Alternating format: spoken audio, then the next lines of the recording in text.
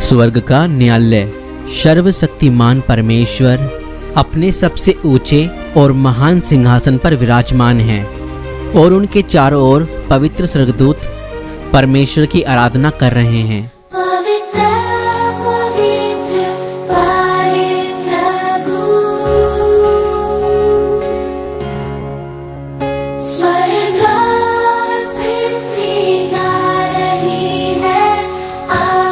और सिंहासन के पास 2 कटघरे हैं, एक में अमित और दूसरे में अजय खड़ा है।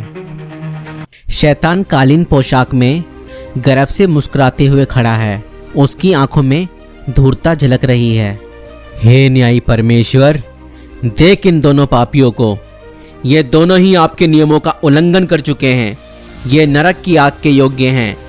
अमित और अजय दोनों खड़े हुए कांप रहे हैं। अमित के चेहरे पर पछतावे के आंसू हैं, जबकि अजय के चेहरे पर निराशा और क्रोध झलक रहा है।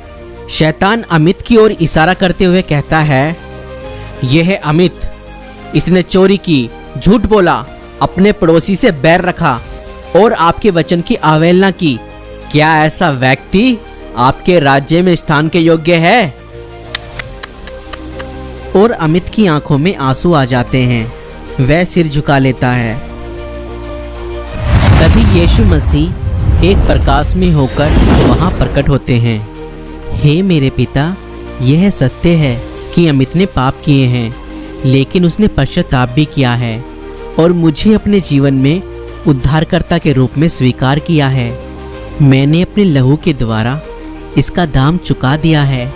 वचन में लिखा है, यदि मनुष्य अपने अपराधों को मान ले तो परमेश्वर विश्वास योग्य और धर्मी है कि मनुष्यों के पाप क्षमा करे और मनुष्यों को सारे अधर्म से शुद्ध करे। अमित को स्वर्ग राज्य में स्थान मिलना चाहिए। शैतान, मेरे पुत्र ने अपने लहू के द्वारा इस व्यक्ति के लिए क्षमा का मार्ग बना दिया है। इसके पाप क्षमा किए जा चुके हैं। यह मेरे राज्य में अनंत काल तक राज्य करेगा। अमित आश्चर्य और आनंद में रोने लगता है और यीशु के चरणों में गिर जाता है। यीशु मुस्कुराते हुए उसे उठाते हैं। अब देखिए इस व्यक्ति को, अजय, यह भी पापी है। इसने भी झूठ बोला, चोरी की और बुरी आदतों में पड़ा रहा, लेकिन इसने कभी पश्चाताप नहीं किया और ना ही यीशु मसीह को अपने उद्धारकर्ता के रूप में ग्रहण किया। अजय डरते हुए बोल उठता है, हे परमेश्वर, मुझ पर दया करो, मुझे भी क्षमा कर दीजिए। हे मेरे पिता, यह व्यक्ति कभी पश्चाताप के लिए मेरे पास नहीं आया। इसने मेरे लहू का तिरस्कार किया और अपनी जिद में पाप करता रहा।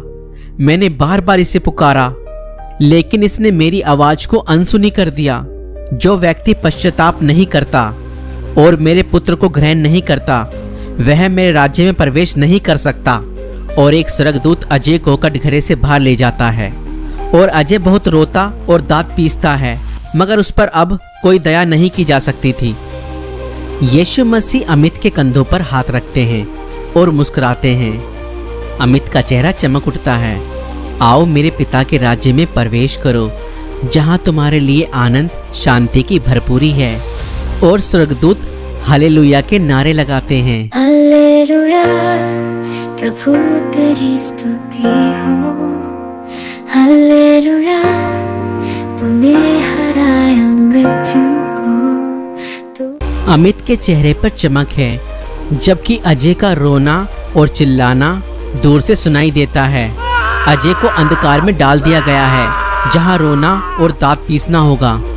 ये कहानी हमें याद दिलाती है कि केवल यीशु मसीह के लहू के द्वारा ही हमारे पाप क्षमा हो सकते हैं। जो व्यक्ति पश्चाताप कर लेता है, उसके लिए अनंत जीवन का मार्ग खुला है, परंतु जो पश्चाताप नहीं करता, वह परमेश्वर के राज्य से वंचित रह जाएगा।